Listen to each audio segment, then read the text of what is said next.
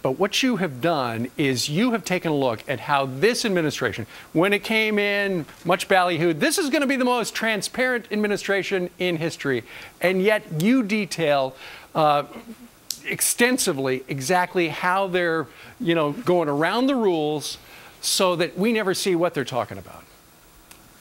Right. We have several laws in place requiring, legally requiring a historical record of an administration. Obviously for producing records, as is required under another law, the Freedom of Information Act, but also for a history of what the president and his administration were up to, in the words of a Supreme Court opinion.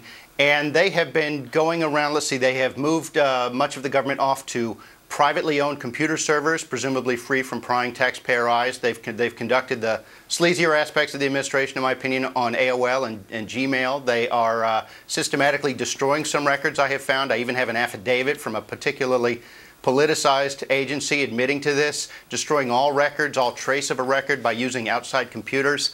They're just not that into transparency, really turning it on its head, but particularly when you remember that anticipatory proclamation is this most transparent ever, sort of like the anticipatory Nobel Peace Prize. I think that was a head fake telegraphing that they had no intention of complying with the laws. Sure. And so, when you talk about how they use outside providers for email, for instance, if somebody who works in the White House is using their personal Gmail account, you would, if somebody asks for the official records, they're not going to give them that because that's my personal account, right? Well, they'll say there are no records. We've filed our first suit last month now, and we're filing another one this month about seeking access to these so-called private accounts on which they're doing public business, which using a private computer or private email account doesn't make public business any less public. But we've proved they used AOL to orchestrate the deal with the drug companies to lobby for Obamacare. 14 separate private email accounts were used to execute the Solyndra loan guarantee program. When it was dicey, they moved offline. Remember, the taxpayers are paying for an email account that is assigned to these people for the purpose of conducting their public business. So we have a record. Sure. We have access to the record. We know who's controlling it. You can't just slip and fall on the delete button. Well, they didn't agree with that, and they moved over to private email accounts for certain things they didn't want us to know about. Sure. And speaking of hitting the delete button, it sounds like shortly after the Benghazi attack, they had put one thing up, and then next thing you know, it disappears.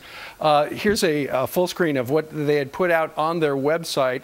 And it says, oftentimes these concerns are the result of increased media attention to the issue rather than credible evidence of a terrorist plot. In the beginning, they were trying to blame the movie, and it was spontaneous. Next thing you know, within 24 hours, the government knows it is terrorism, and poof, that thing just disappeared, Chris. Yeah, I think rewriting history is just a twist on what I've proved in the liberal on transparency, which is that they're deleting history. And that is, the line couldn't be that they had warnings. But then again, if you didn't have warnings, the follow-up question being, why did you ignore them? Then why didn't you have warnings? They didn't want this to be terrorism. They needed this to be a law enforcement issue, which is the way they treat everything. But they needed it to be spontaneous because otherwise the one issue they say we can't talk about for the next 6 weeks, how is he performing in office, is going to be brought front and center even by this media. They may look at what's going on there if this is terrorism. And the last thing this administration wants the media to turn to, finally, is asking what's going on with them.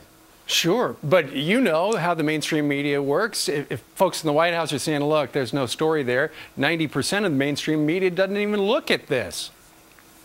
Yeah. What I found here, Washington Post actually ran an editorial specifically against my right, me personally, to use the Freedom of Information Act, even though they use it promiscuously. The media are like the left generally. They think transparency is great when it's about the other guy. They think it is great if they can use information to intimidate. It's not good for finding out inconvenient facts, and this seems to be one of those. And remember, we're rewriting history by taking down previous assessments in order to accommodate and fit with a current spin, which I suggest indicates a cover-up, which I also suggest is their first move, covering up. We just had Colonel Alan West on about a half an hour ago, Chris, and he said very clearly that there was a cover-up by this White House regarding this event that killed 4 Americans.